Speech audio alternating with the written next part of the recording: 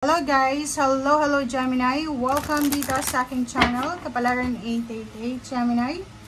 Alamin natin kung anong messages, vibration, gabay energy para sa lahat ng Gemini. Thank you sa lahat ng Gemini na nagko-comment sa ating mga video posts. Thank you sa lahat na tumatangkilik dito sa aking channel. I hope na mag-progress kayo. Maka-resonate kayo this year. Thank you sa pagsama nyo dito sa akin sa panibagong taon na naman. Okay? So, Gemini.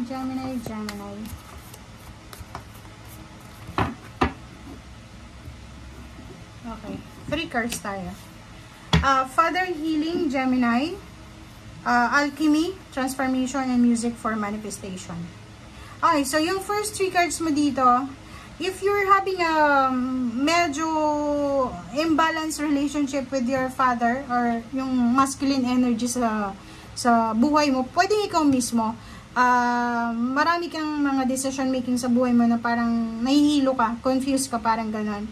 Or kung lalaki ka mismo, hindi mo masyadong maramdaman na powerful ka as, diba, as masculine, parang ganon. So, nakikita ko sir dito na this first 2 weeks of February, sinasabi na if you're having father-related issues, kailangan mong ayusin to as soon as possible. Kasi alam mo, kung hindi ka naniniwala, gusto kong sabihin sa'yo na yung parents natin, father, mother, sila ay biyaya ng Panginoon sa atin. Hindi tayo yung pumili doon, diba? Hindi tayo yung pumili. Tayo ay pinili. Or sila ay pinili ng Panginoon para ibigay sa atin as our parents. Diba? So, parang, kung isipin mo, connected siya. Parang, ginamit lang siya ng ating Panginoon para maging parent natin. Pero, yung, kumbaga, yung, kung anong ginagawa natin sa kanila, yung parents natin, parang ginagawa na din natin yun sa Panginoon. Kaya nga, diba, kung mapapansin nyo, yung mga anak na walang galang sa magulang, kahit anong trabaho nila, parang minamala sila, parang ganun. Or kahit anong gawin nilang trabaho sa gabi, sa umaga, still, hindi nila nakukuha yung contentment. Emotional contentment or even financial contentment. Parang ganun. So, dito, if you're having issue, problems with your father, or yung faith mo sa Panginoon, kailangan mo nang ayusin to as soon as possible. Okay? Okay. Gemini, Alchemy, Transformation, Change. Dito sinasabi na you have the Midas touch right now. So parang meron ka ngayon na kapabilidad, Gemini, na lahat ng tahawakan mo, it turns out to gold. It turns out to opportunity, blessings, diba? Blessings, victory, and success. So ibig sabihin kung this first 15 days of February, kung ano pong hahawakan mo, lalo na kung business to, kung ano yung bubuksan mo, kung trabaho, kung ano yung ginagawa mo sa ngayon, sinasabi na magdadala to sa'yo or magbibigay to sa'yo ng positive outcome and blessings. Okay? So, yun. Dito naman sa Music for Manifestation, manifesting, sinasabi dito na if you're manifesting naman, pwede kang mag-spend time sa nature or pwede mong magamit yung mga natural sounds like yung birds, yung paghuni ng mga ibon, or kung ano man lagaslas ng tubig, pwede mo yan magamit. Or pwedeng song sa mga sa YouTube, na yung mga sounds na pwedeng frequency na pwedeng makatulong sa'yo na para mag-manifest ng kung anong gusto mong manifest sa buhay. Okay?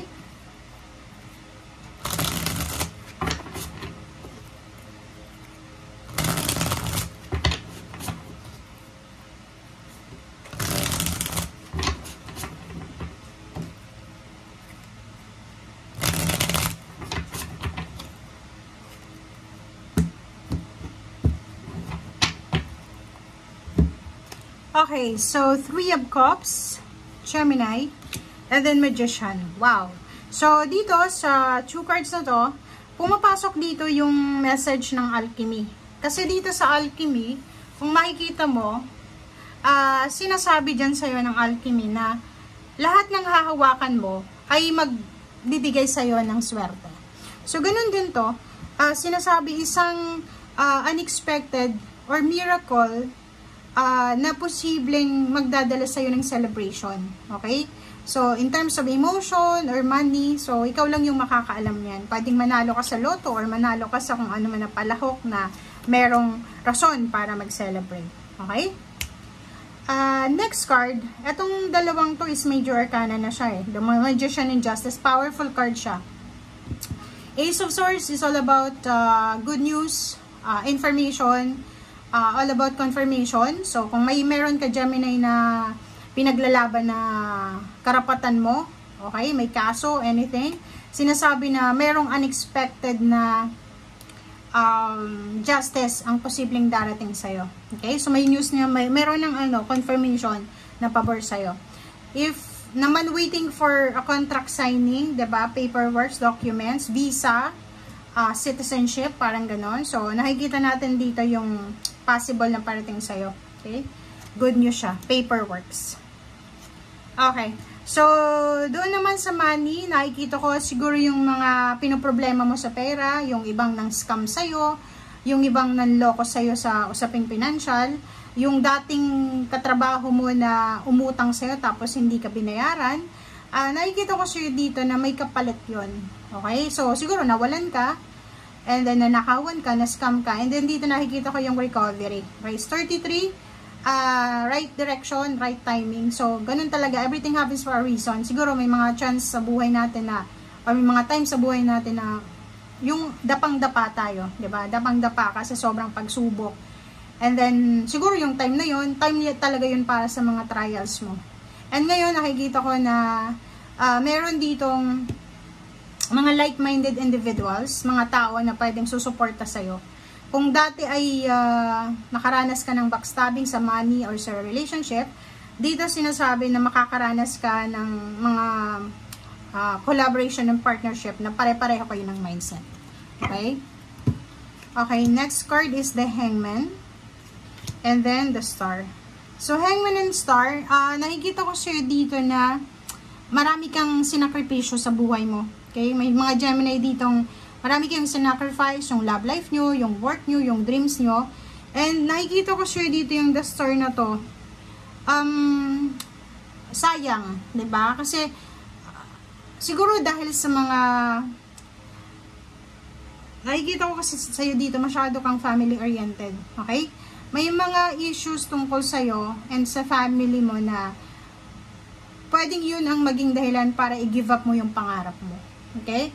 So, in terms of relationship, pwedeng merong mga issues yung pamilya mo, sa relationship mo, or ikaw, hindi ka magustuhan ng mga in-laws mo, parang ganun. So, nakikita ko, meron ka ditong mga dreams, hopes and dreams, mga goals sa buhay, na posibleng ihang muna sa ngayon. Kasi parang feeling mo, hindi ito yung tamang panahon, tamang timing. Okay? Wow! Nakikita ko sir dito yung several offers. Pwedeng may mag-o-offer sa'yo ng work sa abroad. Marami sila, maraming offers to. Hindi mo alam kung alin dito yung tatanggapin mo. Pwedeng may offer sa local, national, international, or pwedeng relationship or love life. Nakikita ko yung mga offer from different parts of the world. Parang ganun. Okay? Thank you guys for watching. Bye!